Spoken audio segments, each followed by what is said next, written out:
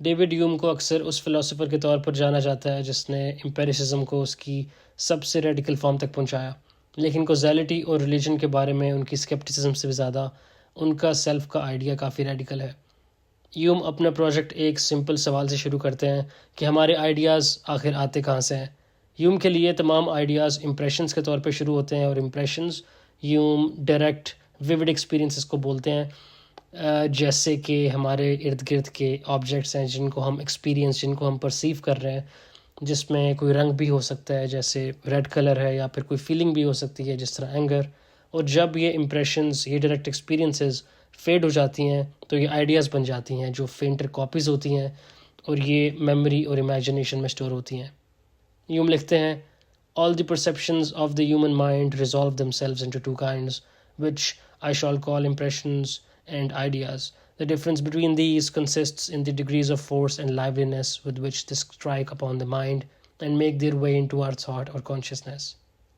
इस बेसिस पे ह्यूम अपनी सबसे अनसेटलिंग इंसाइट लॉन्च करते हैं, और वो कहते हैं कि जब आप अपने अंदर झांकते हैं और आप ख़ुद को यानी सेल्फ को तलाश करते हैं तो आपको कुछ नहीं मिलता, यानी नॉट एम्प्टी स्पेस, बल्कि कोई एक सिंगल स्टेबल एंटिटी नहीं मिलती। इंस्टेड आपको मिलती है तो सिर्फ एक stream of ever changing perceptions. वो लिखते हैं, For my part, when I enter most intimately into what I call myself, I always stumble on some particular perception or other of heat or cold, light or shade, love or hatred, pain or pleasure. I never can catch myself at any time without a perception, and never can observe anything but the perception. यूम यहाँ पे कहते हैं कि ये जो curtain है, इसके पीछे कोई फिक्स्ड आई, कोई फिक्स्ड सेल्फ नहीं है, बट सिर्फ ये कर्टन ही है, एक ऑन गोइंग थिएटर है of sensations and thoughts. Hume के लिए जो सेल्फ है वो एक सब्सटेंस नहीं है, वो एक बंडल है।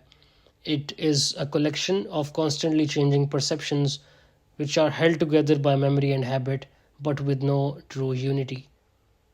ये bundle theory of the self Hume की सबसे ओरिजिनल कंट्रीब्यूशन है to philosophy, and it goes beyond earlier empiricists like Locke, जिन्होंने भी सिमिलरली यही आर्ग्यू किया कि सेल्फ मेमोरी के साथ टाइड है। बट यहाँ पे एम्पेरिसिस्ट्स, अर्लियर एम्पेरिसिस्ट्स लाइक लॉक, इन्होंने ये एज्यूम किया कि कोई कंसिस्टेंट पर्सन है who is actually doing the action of remembering.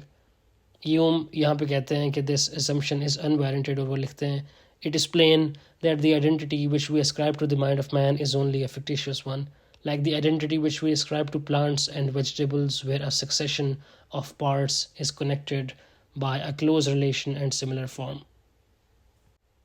अब अगर सेल्फ सिर्फ एक बंडल ऑफ परसेप्शंस है तो अगला सवाल ह्यूम करते हैं कि हम फिर भी एक यूनिफाइड सेल्फ में क्यों बिलीव करते हैं। हम क्यों सोचते हैं कि हमारे थॉट्स, हमारी मेमोरीज और इमोशंस के पीछे कुछ कांस्टेंट है, कोई इंड्योरिंग सेल्फ है।